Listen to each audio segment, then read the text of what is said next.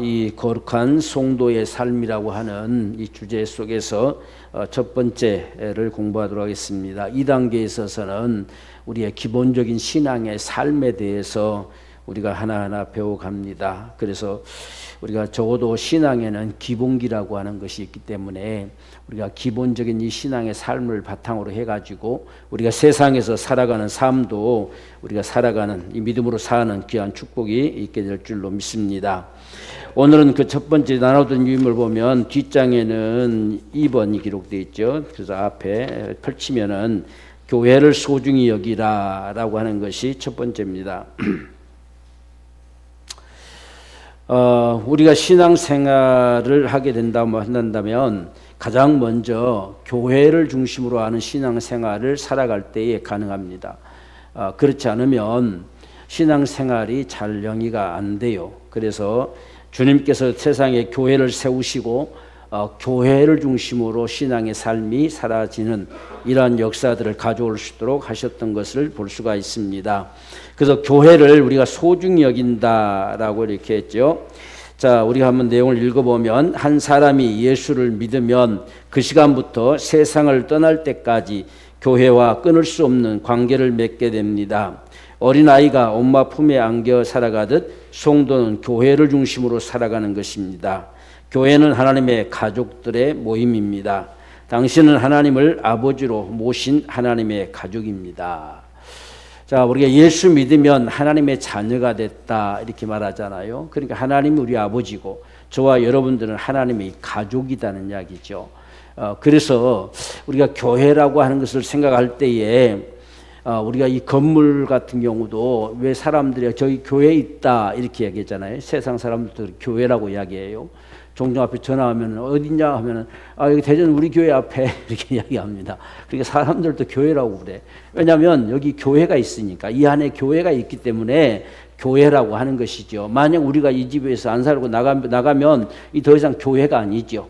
이건 다른 창고가 될 수도 있고 어떤 공장이 될 수도 있고, 근데 우리가 살고 있기 때문에 교회된 저와 여러분이 살고 있기 때문에 이걸 교회라고 칭합니다. 그래서 건물과 우리가 함께 가는 거예요. 우리도 마찬가지, 집도 마찬가지잖아요. 저기 누구 집이냐 하면 누구네 집이다 이렇게 하잖아요. 그러니까 거기에 그 사람이 살고 있으니까 누구네 집이라고 일컫는 거죠. 여기는 하나님의 교회가 존재하니까 하나님의 교회라고 일컫는 거죠. 이와 똑같은 모습입니다. 자, 1번 주님이 세우신 교회, 교회는 주님이 세웠다는 것부터 출발합니다. 그래서 교회는 그냥 예수 믿는 사람들이 만들어낸 것이 아니고 주님이 세웠다라고 하는 것이 가장 먼저죠. 자, 1번 주님은 세상에 누구의 교회를 어디에 세웠나요? 했습니다. 자, 우리가 말씀 한번 같이 읽어봅시다. 시작.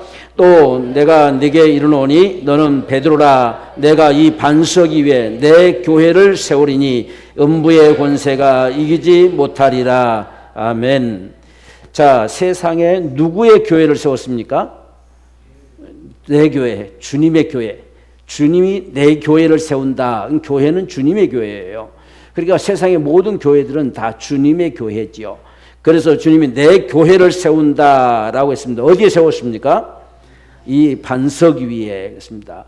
여기서 이제 베드로가 이름 자체도 베드로라는 이름 자체도 반석이에요. 이 반석이라고 칭한 이유가 베드로가 참 고백을 반석답게 했어요.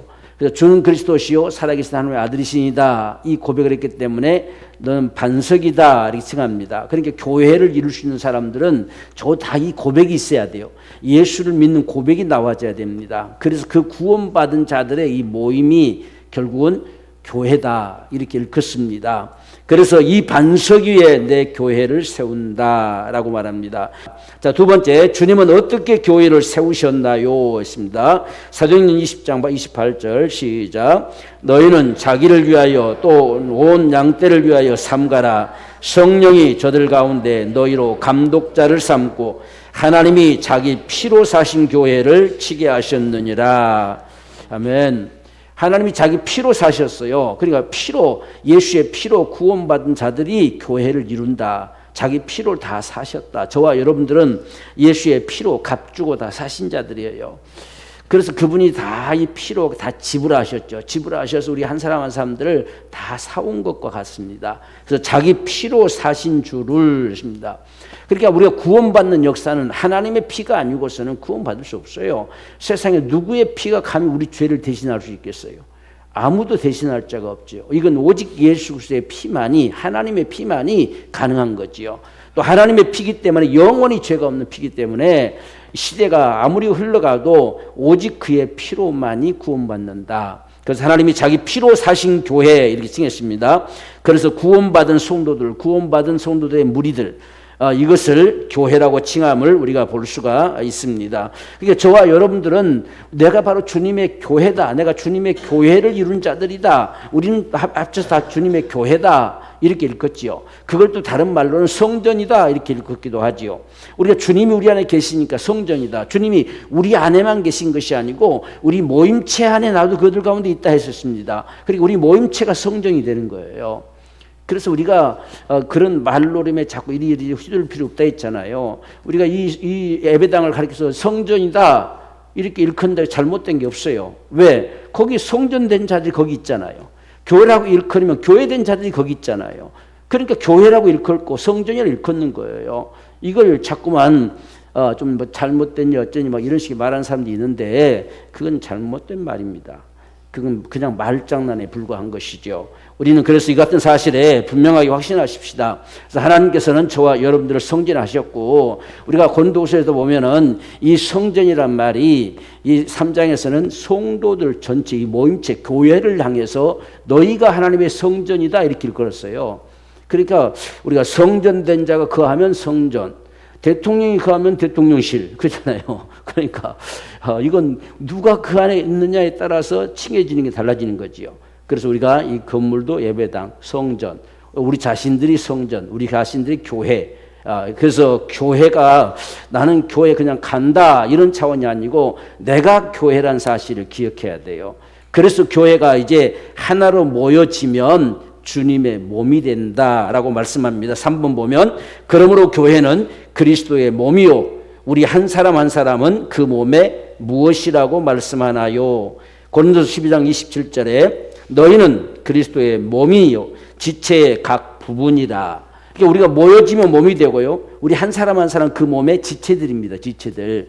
그러니까 우리가 지금 우리 몸도 이렇게 한 몸이 있지만 손, 발 할 것 없이 다 이런 지체가 있잖아요.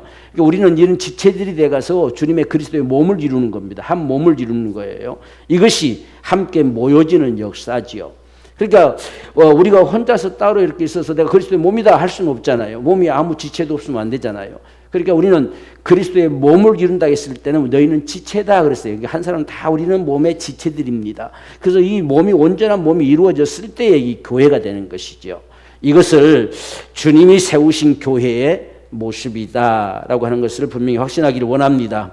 자, 그러므로 이제 우리는 그리스도 안에서 한 형제요 자매요 하나님의 영원한 가족이 된 것이다. 그래서 하나님의 가족이에요. 우리는 영원한 가족입니다. 그래서 우리는 훗날 주님 앞에 가서도 우리는 영원한 가족으로 주님과 함께 서하는 이 영원한 가족이다라고 하는 것을 분명히 인식하기 원합니다. 그러니까 교회 안에서 이것저것 때문에 분란 일으키고 그렇게 할 필요가 없어요. 우리는 가족이니까 한 가족이지요. 그래서 우리는 한 주님이 아버지가 되시고 하나님의 아버지가 되시고 우리는 바로 주님의 자녀가 된다는 거죠.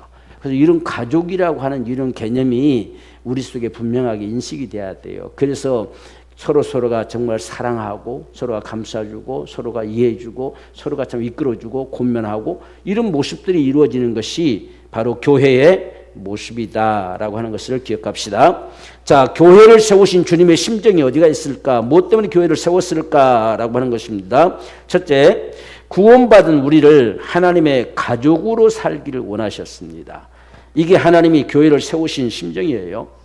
그래서 우리가 처음부터 하나님 사람 만드실 때 자녀 삼으려고 만드셨다 했잖아요. 자기 자녀들, 주님의 가족이 모여지는 곳. 그래서 처음부터 하나님께서는 하나님의 가족으로 살기를 원하셔서 바로 교회를 세우셨다. 그래서 사방각지 다 흩어져서 예수 믿는 사람이 있는데 이들이 모여져야 가족이 되잖아요. 다 모여져야. 그래서 모임체가 형성된 것을 교회라고 한다라고 하는 것입니다. 고린도서 12장 13절 다시 읽어봅시다. 시작. 우리가 유대인이나 헬라인이나 종이나 자유자나 다 한 성령으로 침례를 받아 한 몸이 되었고 또 다 한 성령을 마시게 하셨느니라. 한 성령으로 다 우리를 구원하셔서 그리스도의 한 몸이 된 거예요. 그래서 그리스도의 한 몸을 이루어서 우리는 형제 자매가 되어지는 바로 이런 모습을 살게 하시려고 교회를 세우셨다. 자, 두 번째, 악한 영들로부터 보호받게 하려고 교회가 세워졌습니다. 우리가 앞에서 읽었던 본문 말씀이지만 다시 한번 읽어봅시다. 마태복음 16장 18절. 또 내가 네게 이르노니 너는 베드로라. 내가 이 반석 위에 내 교회를 세우리니 음부의 권세가 이기지 못하리라. 아멘. 음부의 권세가 이길 수 없는 것이 교회입니다. 그러니까 교회는 어떤 면에서 보면 이렇게 울타리를 딱 치고 하나님께서 자기 양들을 보호하는 이런 보호막이 쳐진 것과 같아요. 그래서 우리가 옛날에 우리 부모님들 같은 경우들은 무슨 문제가 있으면 교회로 오잖아요. 교회로 와서 그저 울며 기도하기도 하고 교회로 오는 거예요. 이게 음부의 권세가 이길 수 없는 하나님의 역사가 있어요. 그래서 우리가 교회 생활을 참 잘할 때는 음부의 세력들이 시험 들지 못해요. 우리 시험하지를 못해요. 근데 우리가 교회 생활이 등한이 되어져 버리면 이게 시험 들게 되는 거예요. 바로 이런 모습들. 그러니까 신앙 생활은 우리가 교회 생활이 온전해질 때에 더 큰 하나님의 우리가 은혜를 얻을 수 있다. 그래서 한 몸 성령으로 말미암아 한 몸이 되게 했다라고 하는 사실을 우리가 분명히 확신합시다. 자, 우리가 그리고 음부의 권세가 이길 수 없다는 사실, 하나님께 반드시 지키신다고 하는 것을 우리가 분명히 확신하기를 원합니다. 그리고 세 번째 보면 또한 천국 열쇠를 우리에게 주심으로 무엇이든지 땅에서 매면 하늘에서도 매이고 무엇이든지 땅에서 풀면 하늘에서도 풀리리라라고 하는 영적 권세를 준 거예요. 이건 어떻게 보면 기도의 권세와도 같지요. 땅에서 우리가 메고 풀 수 있는 그런 권세를 교회에게 주셨어요. 그래서 우리가 교회 생활을 충실하게 잘해 나감 속에서는 이런 역사가 더 많이 일어나는 모습들을 볼 수가 있지요. 그래서 우리가 이런 기도의 능력, 이 기도의 권세, 영적 권세, 그래서 우리는 예수 이름으로 기도하고 예수를 명할 수 있는 권세자라는 이야기죠. 우리가 오전 시간에 얘기했잖아요. 우리가 어떤 질곡 가운데 있을 때에 그냥 아프다고 그냥 자꾸 들어가면 그냥 계속 아플 수밖에 없어요. 근데 주님이 이미 다 지불하시고 이건 나와 상관없는 것이다. 이건 헛된 짓을 나게 지금 가져와서 나를 괴롭힌다라고 해서 건강함으로 내가 일어서겠다라고 하면은 이게 사라질 수 있는 모습들. 종종 우리가 저희 옛날에 체육기도를 하다 보면 이게 허리가 꼬부라진 사람이 있어요. 허리가 다쳐가지고. 그런 사람들은 조심조심 허리 피면 이렇게 하잖아요. 그럼 조심조심 하려고 하면 안 돼요. 그런 사람들은 그냥 허리를 꽉 피면서 명하면 그냥 펴져요. 이런 모습. 그러니까 성경도 보면 꼬부라진 귀신아 하잖아요. 누가 꼬부라뜨렸냐? 귀신 꼬부라뜨렸다는 이야기죠. 그래서 떠나가라니까 펴지잖아요. 이렇게 이런 모습처럼.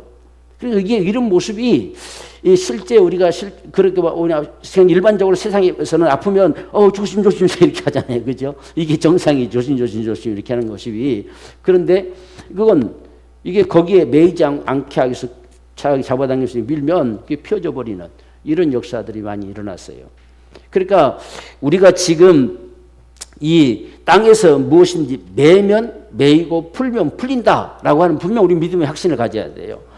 그게 우리에게 주신 천국 열쇠거든요. 이 영적 권세를 주셨단 말이에요. 교회에게는 영적 권세를 주셨어요. 그래서 교회가 함께 선포하고 함께 기도하는 것은 하나님의 놀라운 능력을 가져올 수가 있습니다. 그래서 이런 역사 속에서 땅에서 무엇이든지 매면 하늘에서도 매이고 땅에서 풀면 하늘에서도 풀린다. 이게 우리가 어떻게 움직여지냐, 교회가 어떻게 움직이느냐에 따라서 달라진다는 이야기죠. 그래서 우리가 이런 사실들을 분명히 믿고 우리 생각이 자꾸만 매어서 우리가 할 수 없다는 속에 자꾸 들어가기 시작하면 아무것도 하나님이 이룰 수가 없습니다. 하나님께서는 우리에게 이걸 주셔서 너희가 매면 나도 매겠다. 너희가 풀면 나도 풀겠다. 이렇게 말씀하시는 거거든요. 이것이 우리의 정말 교회된 저와 여러분들의 믿음이 되기를 원합니다. 세상에서는 그냥 지배를 당하고 살잖아요. 우리는 그 종되었던 집에서 해방된 사람들이에요. 이제는 더 이상 종살이하지 않게 하려고. 그래서 오늘 우리에게 이런 권세를 주셨습니다. 그래서 이런 권세가 저와 여러분들을 통해서 날마다 사용되어지는 축복이 되기를 원합니다. 자, 네 번째, 천국 열쇠란 무엇이며 그 권세를 사용할 때 무슨 일이 일어날 것이라 생각하는가? 다음의 말씀들을 한번 읽어 찾아봅시다. 요한복음 14장 13절, 14절, 2절 시작. 너희가 내 이름으로 무엇을 구하든지 내가 시행하리니 이는 아버지로 하여금 아들을 인하여 영광을 얻으시게 하려 함이라. 내 이름으로 무엇이든지 내게 구하면 내가 시행하리라.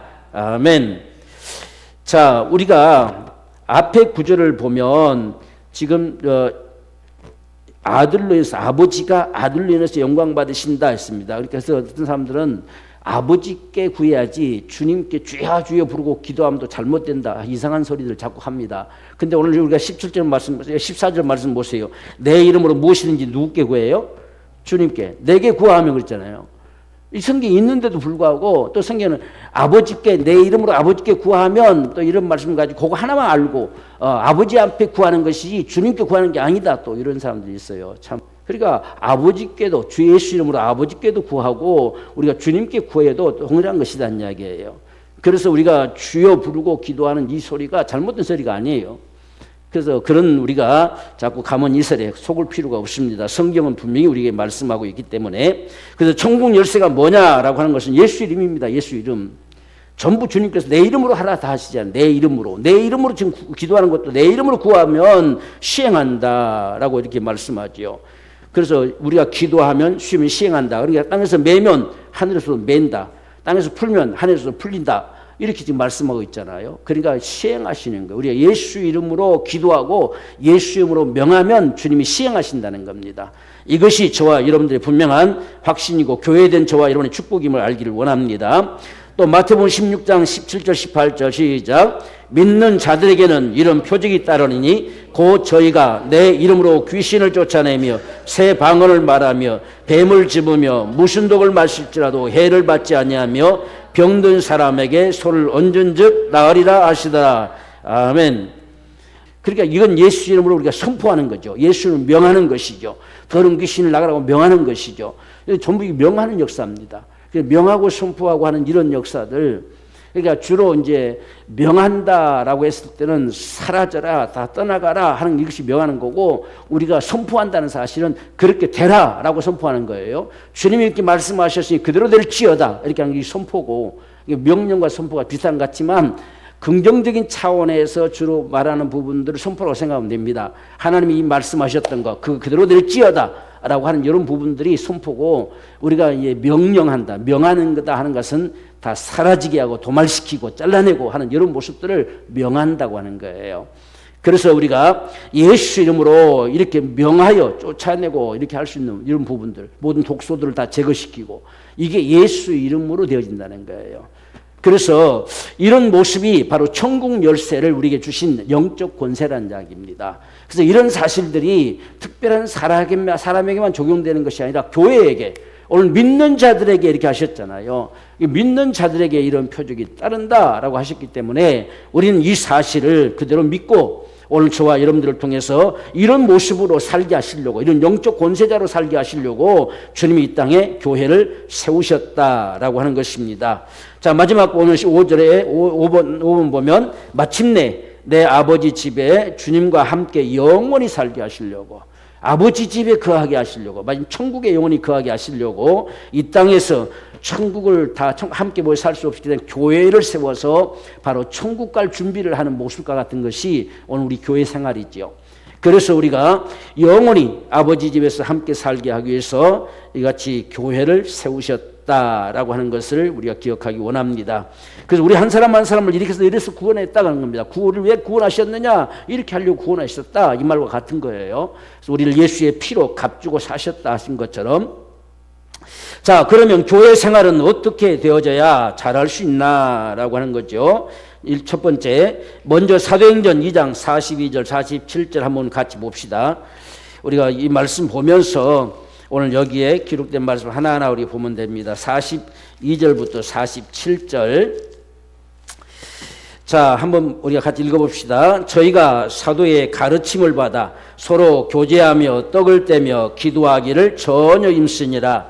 사람이 날마다 두려워하는데 사도들로 인하여 기사와 표적이 많이 나타나니 믿는 사람이 다 함께 있어 모든 물건을 서로 통용하고 또 재산과 소유를 팔아 각 사람의 필요를 따라 나눠주고 날마다 마음을 같이하여 성전에 모이기를 힘쓰고 집에서 떡을 떼겨 기쁨과 순전한 마음으로 음식을 먹고 하나님을 찬미하며 또 온 백성의 칭송을 받으니 주께서 구원받는 사람을 날마다 더하게 하시니라. 아멘. 자, 교회는 날마다 어디에 모인다고 했습니까? 날마다 성전에 모이기를 힘쓰고 있습니다. 그리고 또 집에도 모이기를 힘쓴다 있죠. 그래서 우리나라가 이게 구역예배라 하는 것이 옛날부터 있어 왔던 거예요. 이게 교회만 모이고 끝난 것이 아니라 집에서 모여서 함께 또 우리가 교제하고 함께 은혜 나누고 할 수 있는 이런 구역 모임. 이것이 이제 현대로 오면서부터 무슨 셀 모임이다, 소그룹이다, 저거 이런 말로 바꾼 말하면 다 좀 헷갈려진 것 같아요.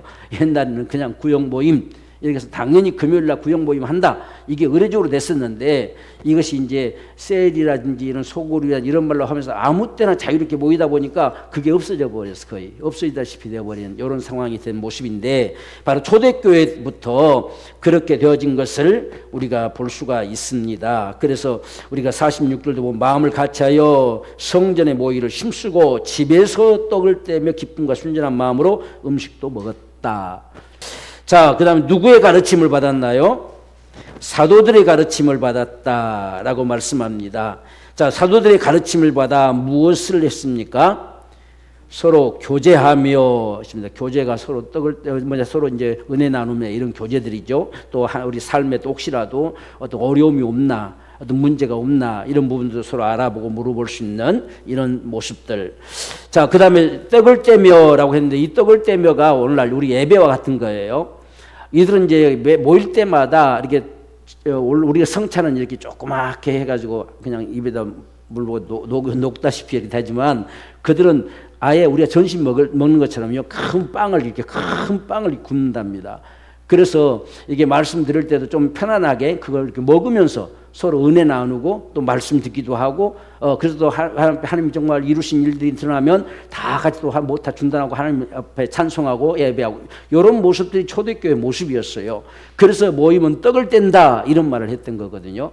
이게 이제 성찬식인데 오늘날은 이제 그런 성찬하기 오늘날 우리가 이 시대는 좀 어렵잖아요. 그러다 보니까는 이제는 성찬식이다 별로 해가지고 이렇게 잘라서 이렇게 조금씩 하는 이런 모습으로 끝나게 되는데 이 당시에 초대교회의 모습은 그런 예배의 모습이었다라고 생각하면서 우리 떡을 뗀다는 것이 예배다라고 하는 것을 볼 수 있습니다. 자, 그 다음에는 기도하기에 전혀 힘썼다. 기도라고 하는 것이 그냥 어떨 때만 하고 안 하고 하가 아니라 그냥 기도는 당연한 것이다 이렇게 여기고 했다는 이야기예요. 그래서 기도하며 살아가는 이 삶을 살게 되어졌다. 오늘날도 우리가 이 가르침을 받아서 이런 삶의 모습들이 우리를 통해서도 나타나지는 것이 정상적인 모습이죠. 자, 그 다음에 서로가 어떻게 돌아보았나요? 자, 우리가 지금 보면 44절에 믿는 사람이 다 함께 있어 모든 물건을 서로 통용하고 또 재산과 소유를 팔아 각 사람의 필요를 따라 나눠주고 있습니다. 서로 어렵게 살다 보니까 그래도 어려운 가운데서도 잘 사는 사람들이 많이 있어요. 그러다 보니까 바나바 같은 경우는 상당히 부자였죠.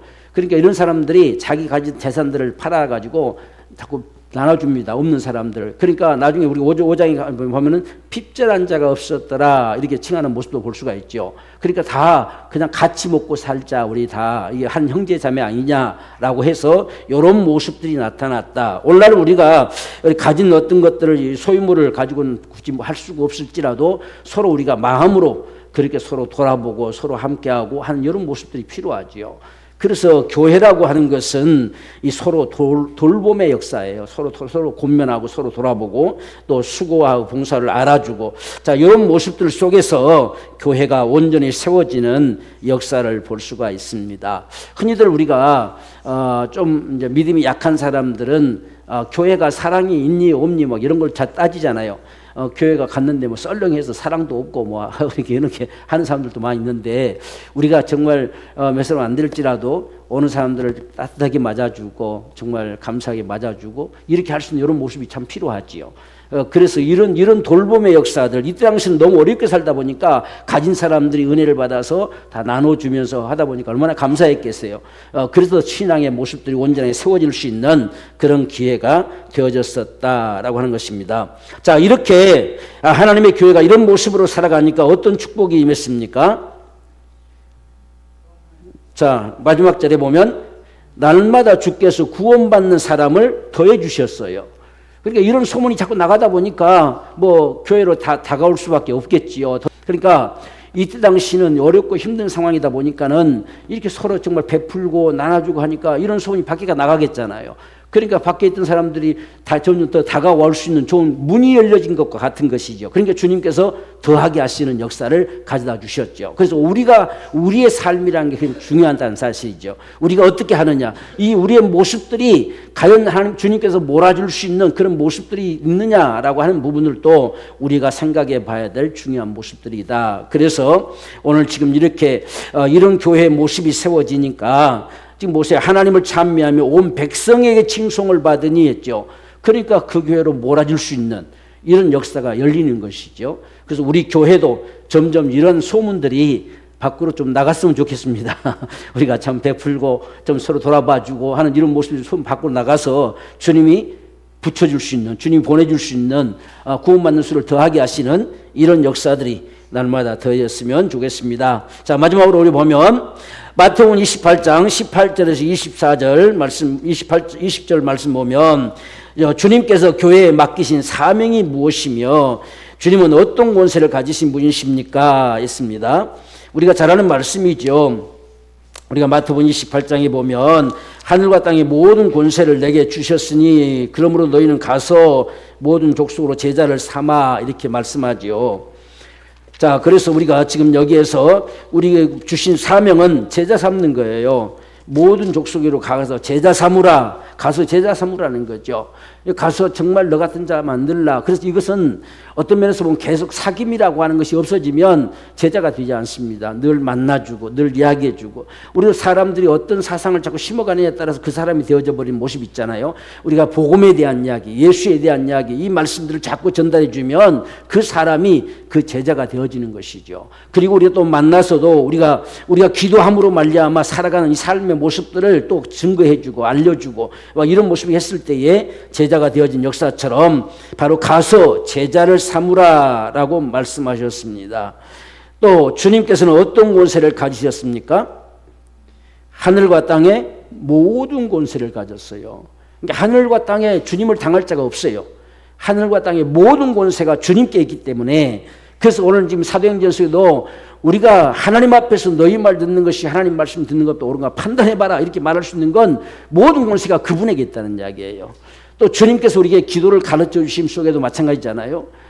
나라와 권세와 영광이 오직 아버지께 있다는 게 영원히 아버지 것이라는 이야기예요. 그래서 주님 앞에 우리가 담대하게 기도할 수 있다는 이야기죠. 이렇게 주님께 기도하라고 말씀하시는 모습을 볼 수가 있습니다.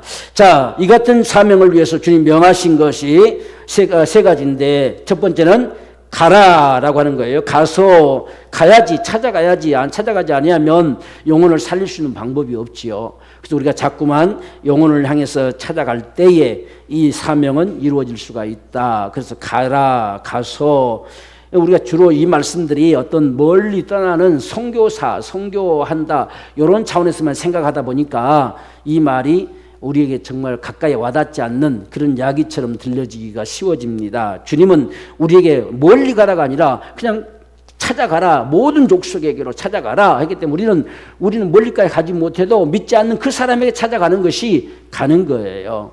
그래서 찾아 나서지 않으면 영혼을 우리가 구원할 수가 없다. 두 번째는 너희가 침례를 주고 그랬죠. 아버지와 아들과 성령의 이름으로 침례를 주고 우리가 이 구약 신약 속에서 침례를 베풀 때는 예수를 믿는 믿음의 고백을 할 때에 침례를 줬어요.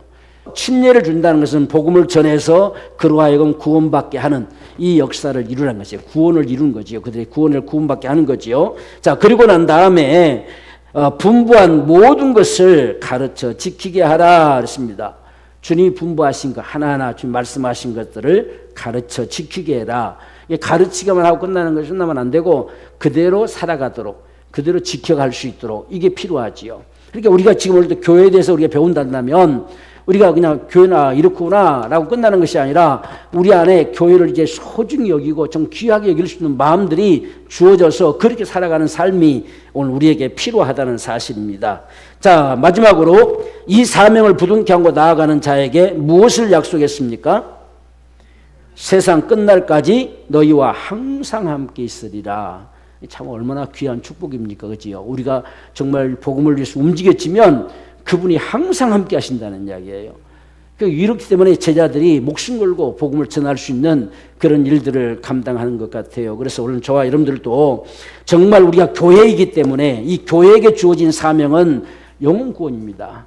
그 영혼을 살리는 그 역사를 위해서는 서로 돌아보고 베풀고 사랑하고 정말 감사하고 그래서 그들이 다가왔을 때 언제든 그 안에서 정말 보금자리처럼 내 집을 찾은 것처럼 바로 이런 모습들이 되어질 수 있도록 우리의 신앙생활이 필요하다라고 하는 사실을 보여주고 있지요.